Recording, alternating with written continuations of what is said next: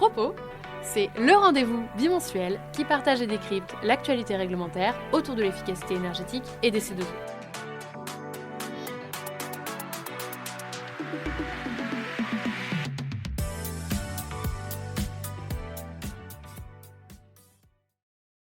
Bonjour à tous et toutes.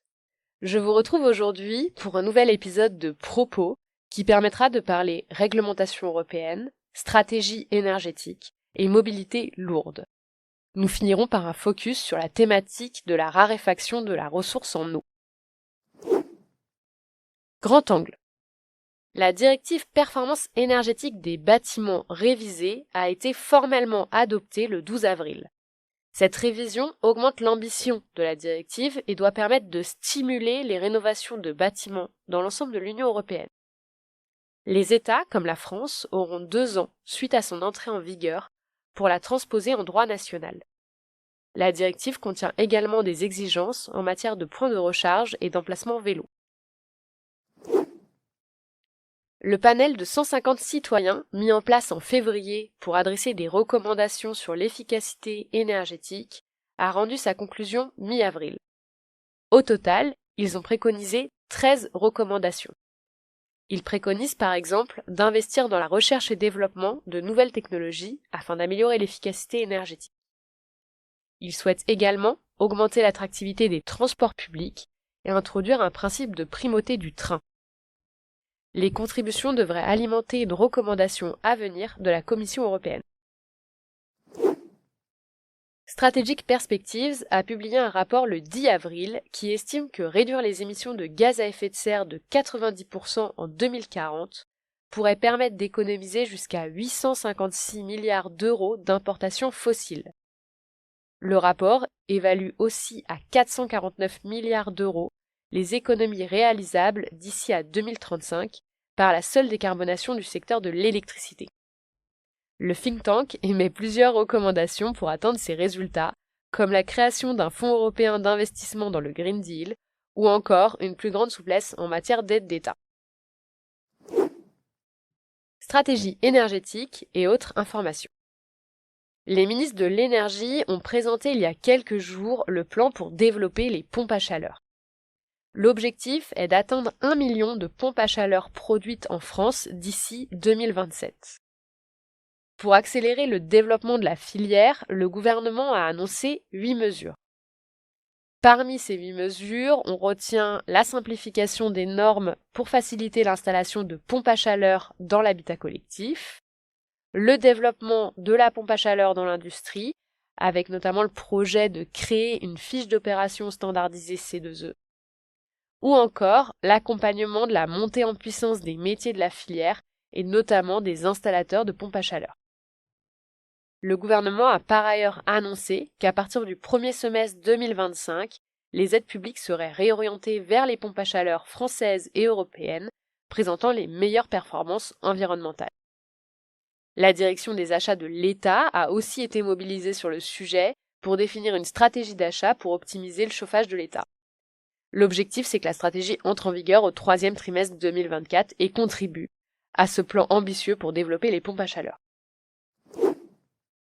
Toujours sur le sujet de la chaleur, la cartographie de France Chaleur Urbaine a été enrichie du recensement des friches et parkings favorables à l'installation de capteurs solaires thermiques à partir d'un outil développé par le CEREMA.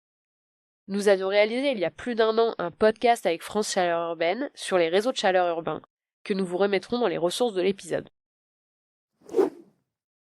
Concernant la programmation énergétique, le ministre délégué à l'industrie et à l'énergie a annoncé dans les médias qu'il n'y aurait pas de loi de programmation énergétique.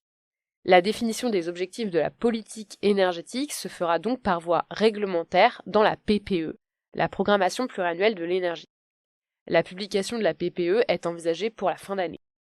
Nous avions plusieurs fois parlé de ce sujet dans les derniers épisodes, donc pour ceux qui veulent plus de contexte, n'hésitez pas à écouter les épisodes précédents de Propos et à regarder aussi les différentes réactions politiques dans la presse. Actualité liée au transport routier. L'enveloppe de 130 millions d'euros qui était en ballottage et devait aider à électrifier les poids lourds devrait être débloquée. Initialement, elle devait servir à la mise en place d'un appel à projet pour verdir les flottes de camions, de bus et d'autocars. Le format suite à l'arbitrage reste pour l'instant méconnu et dépendra de la réflexion qui est en cours sur les leviers les plus pertinents pour soutenir le verdissement du secteur. Toujours en lien avec le verdissement des poids lourds, le gouvernement a annoncé son souhait d'accélérer le développement d'un réseau de bornes pour les camions électriques. Donc l'objectif, c'est d'accompagner le développement de l'électrification via un réseau de bornes, tout comme pour les véhicules légers. En sachant que la planification écologique estime que la moitié des camions neufs en 2030 sera électrique et qu'à cette échéance, le parc sera composé de 83 000 camions électriques. Quand on sait qu'aujourd'hui, il y en a quelques centaines, on identifie bien l'importance d'une aide pour électrifier, puisque pour atteindre cette projection, il va falloir accélérer très fortement jusqu'à 2030. Enfin, toujours en lien avec les poids lourds, et cette fois-ci avec l'Europe, les députés européens ont validé l'accord avec le Conseil sur le règlement relatif aux émissions des nouveaux camions, bus et remorques. Les émissions de CO2 vont devoir être progressivement réduites, avec 45% de réduction entre 2030 et 2034, 65% entre 2035 et 2039, et enfin 90% en 2040. Le texte pousse par ailleurs à l'utilisation de véhicules électriques ou hydrogène, d'où l'importance de s'y mettre dès maintenant. Focus sur la raréfaction de la ressource en eau. Une note publiée le 18 avril par France Stratégie évalue à la hausse les besoins en eau des secteurs agricoles, industriels et nucléaires. Cette évaluation est liée à la prise en compte de l'évapotranspiration des stockages d'eau artificiels qui est estimée à 1 milliard de mètres cubes d'eau, faisant passer la consommation d'eau du pays de 4,4 à 5,4 milliards de mètres cubes par an. Le même phénomène d'évapotranspiration amène l'organisme public à réévaluer à la hausse les consommations d'eau du nucléaire en circuit ouvert. La suite des travaux doit s'achever sur le second semestre 2024 et devra permettre d'identifier les territoires et périodes durant lesquelles il pourrait y avoir des conflits d'usage. J'en profite sur le sujet de l'eau, on organise jeudi un webinaire sur les économies d'eau dans l'industrie, donc on pourra partager les éléments et le replay avec des solutions concrètes pour réduire ses consommations d'eau à ceux qui le souhaitent à partir de la fin de semaine, et donc à partir de vendredi, le jour de publication de ce podcast.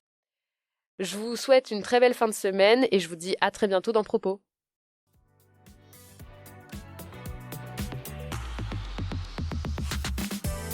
Pour ne manquer aucun épisode, abonnez-vous. Et pour retrouver toutes les informations en temps réel, rendez-vous sur LinkedIn ou sur notre site internet www.certinergie.com.